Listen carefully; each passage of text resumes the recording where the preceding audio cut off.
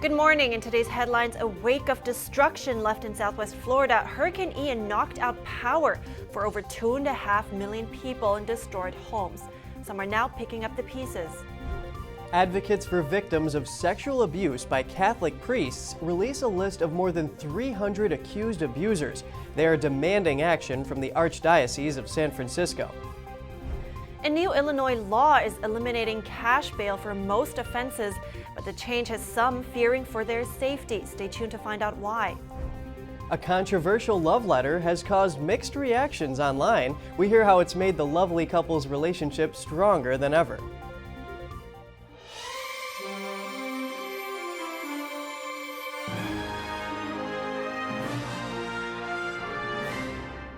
Good morning. Welcome to NTD. I'm Kevin Hogan.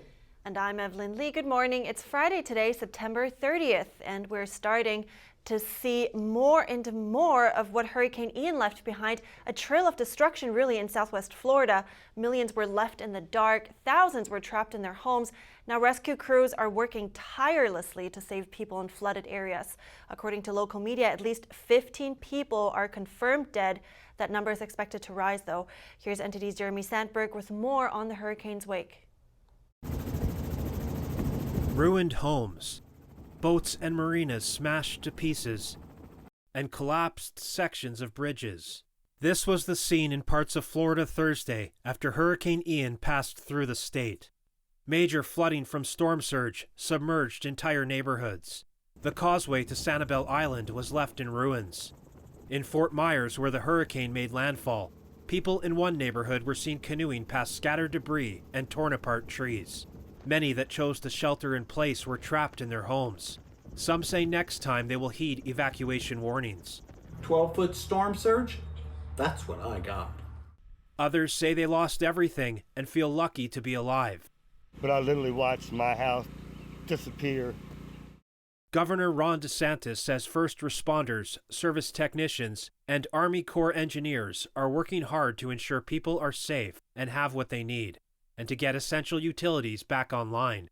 We have thousands and thousands of people on the ground working to restore power, opening the roads, bringing in food and water, and restoring communications. More than 2.6 million homes and businesses in Florida were without power on Thursday. Although there have been some reports of casualties, the death toll is not yet certain. In terms of confirmed, that will be made apparent over the coming days. President Biden has approved Florida's disaster declaration, making federal resources available to impacted areas. Jeremy Sandberg, NTD News. On Thursday, Target announced plans to donate $5 million for relief efforts. The donation will be focused on the immediate needs of residents, providing food, water, and other essentials. And some dramatic moments were captured on video when Hurricane Ian passed over land. You're about to see the sheer power of water produced by the storm. This footage was taken in a Naples, Florida apartment building. While waiting out the storm, water violently broke down the door. It quickly rose above his head and carried him up the stairs. The force of the water almost dragged him back down. He says he was able to resist the pull by holding onto a guardrail. I lost my shoes. I got completely submerged underwater, all above my head, and I ran up the stairs barefoot after that. It looks like a bomb went off here, to be honest with you. It's beyond what I thought was capable of happening. Don't ever underestimate the power of water. 2 people had to be rescued from their sailboat in the Fernandina Harbor Wednesday night. The Nassau County Sheriff's Office posted video of the rescue to their social media. According to the post, no one was injured during the incident. Fernandina Harbor is located about 45 minutes north of Jacksonville. Florida residents are used to hurricane season, and for many, it's always been a manageable risk, but Hurricane Ian was different. It's one of the strongest hurricanes to ever hit Florida. Over 2.5 million people were asked to evacuate after the water receded. People went back to check their homes. Some were left picking up the pieces. NTD's Costa Menes reports. Residents of Florida are counting the costs after Ian left many in the state homeless. One of the strongest storms ever to hit the U.S. mainland flooded St. Carlos Island in Florida. Florida's death toll remains uncertain amid scattered reports of casualties. Governor Ron DeSantis acknowledged some people had perished, but warned against speculating before official confirmation. Surviving residents lamented the loss of property, but say they are grateful to make it out alive. The main thing in a storm is to keep yourself and your family safe. I mean, you can always move on, right? We can always move on, get more stuff, or not. My load will be lighter. In Fort Myers Beach, local resident Doug recounted how he rode out Ian while taking shelter in his shrimp boat. 140 miles an hour. It will wind up turning into Cat 5. I mean, even 140 miles an hour, you run the boats out. These docks down here ain't very solid. I mean, look at all the damage. You walk down there a street, you'll see. Ian, which weakened to a tropical storm during its trek across Florida, returned to hurricane strength by 5 p.m. after moving into the Atlantic Ocean, with maximum sustained wind speeds of 75 miles per hour. Cost Jimenez, NTD News. The hurricane did weaken to a tropical storm, but it regained Category 1 hurricane strength yesterday afternoon.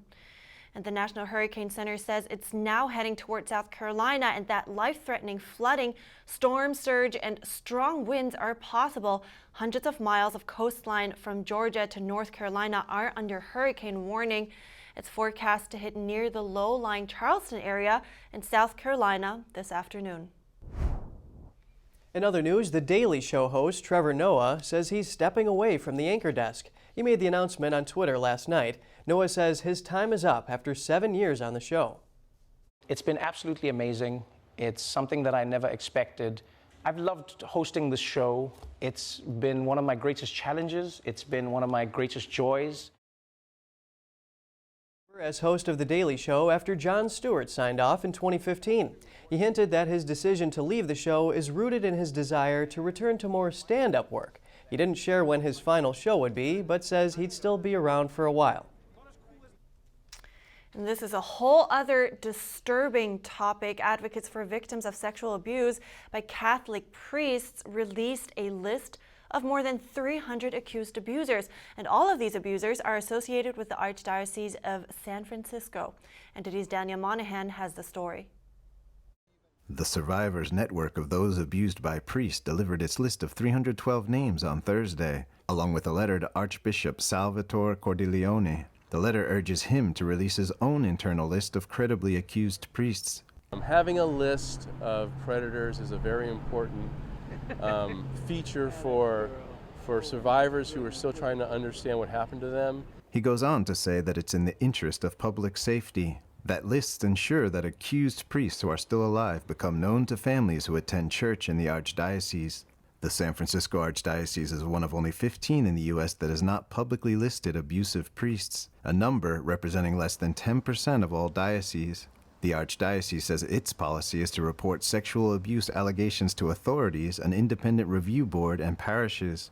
The first public lists were published 2 decades ago. Dioceses often release such lists in response to external events such as a criminal investigation. The sexual abuse of children by the clergy and the subsequent cover-ups began to receive public attention during the late 1980s. By the 1990s, cases were being heavily covered in the media. Since then, widespread abuse has been exposed worldwide. Abuse survivor Melinda Costello shares the impact of such abuse. Never ending, yeah. It affected my whole life, yeah. Yeah, I mean, I don't have nightmares of it, but my childhood was ruined forever. Can't repeat that. The cases demonstrate global patterns of long-term abuse as well as the church's pattern of covering it up. Daniel Monahan, NTD News.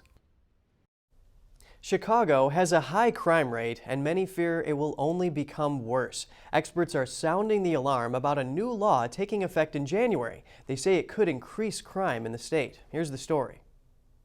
The so-called Safety Act, a new law in Illinois, will end cash bail for defendants of all crimes starting January 1st. It's a first in the country. Those for it say the new law provides justice for the poor, but critics say it will increase crime and cause confusion in the judicial system. Eugene Roy, retired chief of detectives with the Chicago Police Department, says the new law is too lenient. I was shocked and appalled to read some of the provisions of the Safety Act. When you don't have consequences for bad behavior, for criminal behavior, people don't respect the law, they don't respect the fellow members of their community, and they keep on doing the same things. But those in favor of the new law disagree. Molly Galloway has been a long-time critic of the cash bail. She says cash bail is an injustice to the poor. In America, it is supposed to be innocent until proven guilty, but in reality, those with more means are able to buy better cards. The game is rigged, and this is an injustice. Illinois Governor J.B. Pritzker also praised the passing of the SAFE-T Act. This legislation marks a substantial step toward true safety, true fairness, and true justice. Thomas DeVore is running for Attorney General in Illinois. He says the legislators crafted the law without transparency, creating major problems. Cash bail allows defendants to continue their lives until the trial if they can pay. So DeVore says eliminating bail could result in more confinement. Especially in our minority communities who are very sensitive to this new law, and they're starting to understand that there's a real possibility that the courts just detain them without any opportunity to post bond as additional assurance. That's a big issue. Michael Levinson, a criminal defense lawyer, says no cash bail benefits his clients. But he says from a public safety standpoint, when a dangerous defendant needs to be detained, judges will have a hard time applying the law equally. The problem is that we don't know which provision, which paragraph the judge is going to apply. The new law prompted 4 states' attorneys, 2 Democrats and 2 Republicans, to file lawsuits against the state of Illinois. They say the new law violates the state's single-subject policy, which requires each law to only include one item.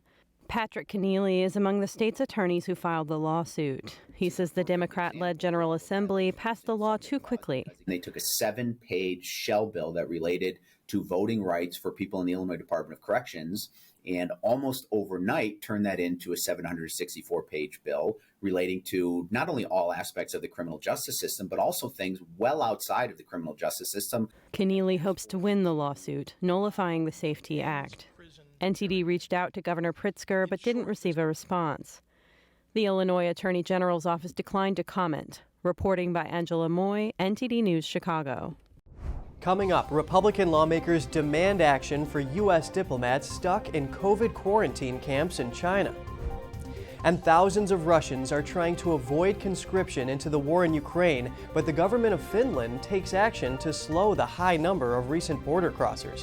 Stay tuned for more right here on NTD Good Morning.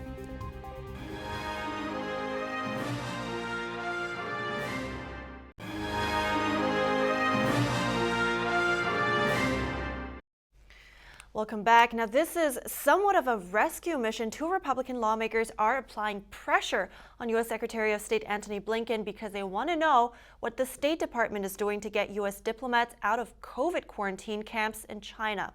NTD's Daniel Monahan tells us more.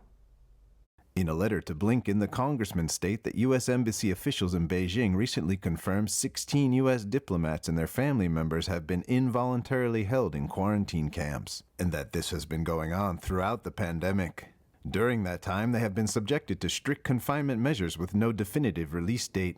The letter went on to express that Republicans are concerned the diplomats could be or have been pressured to surrender intelligence while detained, and that this undignified treatment must come to an end. They further stated that China has engaged in a sustained campaign to deprive diplomats of their liberties under the guise of COVID-19 containment, that it has improperly tested the diplomats for conditions and diseases other than COVID, and that it has attempted to separate quarantined children from their parents. The letter reminded Blinken that China reportedly executed over 30 American intelligence sources during the Obama administration, and that the threats posed by China to U.S. diplomats while involuntarily and unjustly quarantined under the guise of COVID-19 protocols are worrisome. Daniel Monahan, NTD News. The Pentagon has unveiled another arms package for Ukraine's combat with Russia. The cost is $1.1 billion. U.S. officials say the package includes launcher systems, munitions, and various drone and radar systems. The weapons will be produced by the industry rather than pulled from U.S. weapon stockpiles. This latest package brings the total amount of U.S. assistance to $16.2 billion since Russia invaded Ukraine in February. and Finland has closed its border to Russian tourists. The government expects the closure to cause a significant drop in cross-border traffic. The aim of the resolution is to halt Russian tourism into Finland and transit through Finland to other Schengen countries. In the resolution, the government notes that the entry of Russian citizens in tourist purposes into Finland endangers Finland's international relations. The closure shuts off the last remaining direct land route into the European Union for thousands of Russians seeking to avoid conscription into the war in Ukraine.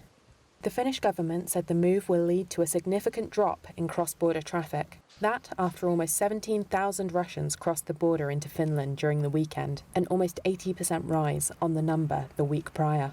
With the decision, Finland joined other EU member countries sharing land borders with Russia, which had already barred Russian tourists. Its government had been wary of being a transit nation into Western Europe's passport-free Schengen zone. Back to America, California just signed legislation to start dealing with one of its somewhat invasive species, wild pigs. That's due to ongoing concerns with the damage they cause. NTD's David Lamb talked to state agencies to hear about how they are now taking measures to reduce the problems. If you like picnicking, just be wary that you may or may not get some special guests joining you. Within the last 30 minutes, I saw a group of pigs, most likely a family, just go through this area looking for food, scaring off some turkeys, and then they ran off that way. So when you get a special picnic campground like this, plus a tree that drops a lot of acorns, it could be a prime spot for these animals to drop by. These are wild pigs, feral pigs, or scientifically known as Sus scrofa. A park official said that this area of the Joseph D. Grant County Park has about 50 to 60 feral pigs alone.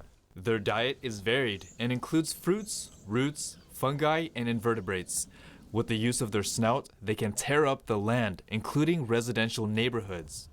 Pigs can be very destructive, and they pretty much dig and shovel out everything that they can as their food source with their nose. Williams is a manager with the California Department of Fish and Wildlife. She says data suggests that wild pig populations are the highest along the central coast of California. According to the CDFW, wild pigs currently inhabit 56 of the state's 58 counties. There are a couple different things to be concerned about. Wild pigs are extremely intelligent and highly fecund, meaning that they bear multiple litters or can bear multiple litters in a year. So we're really just concerned about the ecological damage and to habitat, public health concerns, and things like that in areas where pig populations are overabundant. If you encounter wild pig, just treat it as you would any other wild animal.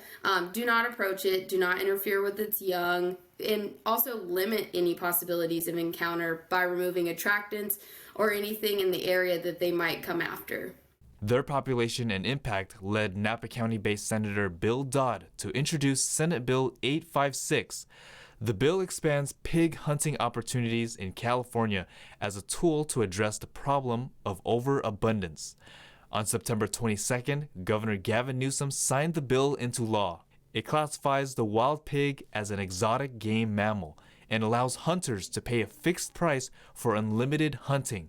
It is extremely unlikely that we will ever be able to remove all wild pigs throughout the state just through hunting, but we do look at it as an effective tool to both reduce the population and help in changing some of their behavior.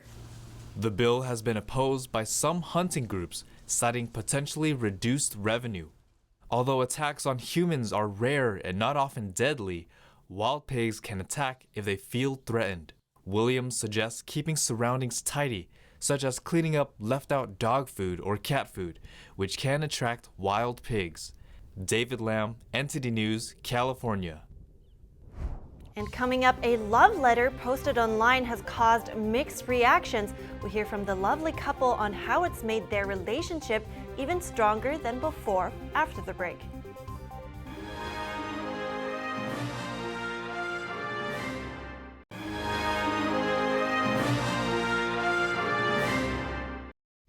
Welcome back. A high school student in Indiana recently set a new record.